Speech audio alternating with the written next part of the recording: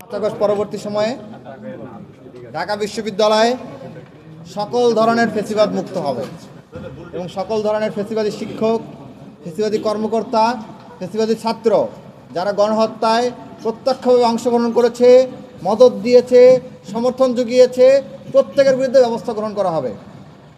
এই দাবিতে আমরা বারংবার বিশ্ববিদ্যালয় প্রশাসনের কাছে এসেছি। না হইলেও কমপক্ষে অর্ধশতবার বিশ্ববিদ্যালয়কে আমরা চিঠি লিখে স্মারকলিপি দেওয়ার মাধ্যমে লিখিত আবেদন দিয়েছি যাতে তাদের বিরুদ্ধে ব্যবস্থা গ্রহণ করা হয়। কিন্তু অত্যন্ত দুঃখজনক হলেও সত্য, জুলাইয়ের রক্তের উপর দাঁড়িয়ে থাকা এই প্রশাসন তাদের দায়িত্ব পালন করতে সম্পূর্ণ ব্যর্থতার পরিচয় দিয়েছে। তাদের এই আচরণ এবং ফেসিবাদকে পুনর্বাসন করা, তাদের হাত থেকে যে একের পর এক ঘটনা ঘটছে, এগুলো জুলাই শহীদের রক্তের সাথে সুস্পষ্ট প্রতারণা ছাড়া আর কিছুই নয়।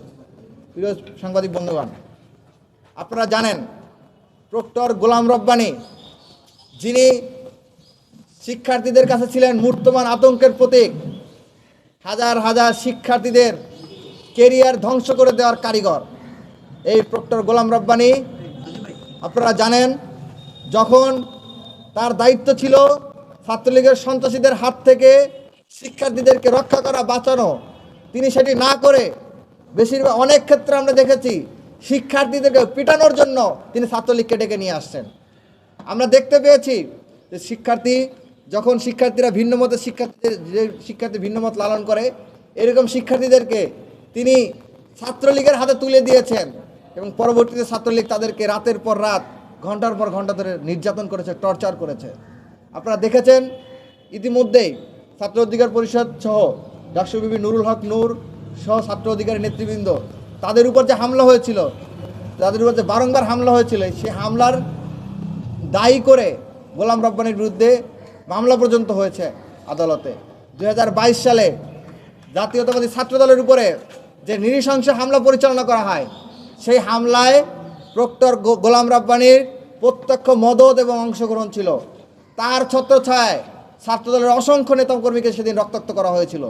প্রিয় সাংবাদিক বন্ধুগণ, এই প্রক্টর গোলাম রব্বানী জুলাই অভ্যুত্থানের সময় যখন গণহত্যা চলছিল 3 আগস্ট, সেই গণহত্যার সমর্থনে তিনি অপরাজয় বাংলার সামনে তারা মানববন্ধন করেছিল, সামনের সারিতে দাঁড়িয়ে একেবারে ব্যানার ধরে। আপনার প্রত্যেকের কাছে ছবিগুলো আছে, আমরা দেখাতে পারি। এই যে দেখুন, এইটা হচ্ছে 3 আগস্ট যখন গণহত্যা চলছিল। ইতিমধ্যে 1000-এর অধিক ছাত্র জনতাকে গণহত্যা চালানো হয়েছে।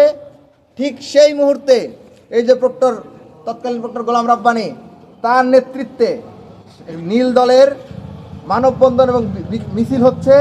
সেটা হচ্ছে খুনি হাসিনাকে টিকিয়ে রাখার জন্য, খুনি হাসিনার গণহত্যাকে বৈধতা দেওয়ার জন্য। এই গোলাম রব্বানী ঢাকা বিশ্ববিদ্যালয়ে যে ফেসিবাদী শাসন চলেছে গত 15-16 বছর ধরে, সেই ফেসিবাদী শাসন চালানোর ক্ষেত্রে অত্যন্ত গুরুত্বপূর্ণ ক্রীড়নক হিসেবে ভূমিকা পালন করেছে। এবং এছাড়াও গোলাম রব্বানীর বিরুদ্ধে অসংখ্য অভিযোগ রয়েছে।